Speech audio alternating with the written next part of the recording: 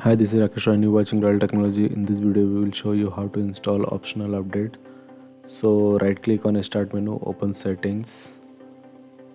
Once open, click on Windows Update. Then scroll down and click on Advanced Options.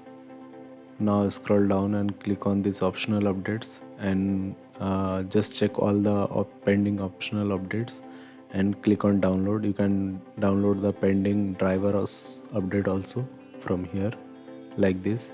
If it is not showing any pending update or if the update option is not working, you can troubleshoot also. So just search here troubleshoot and open troubleshoot settings.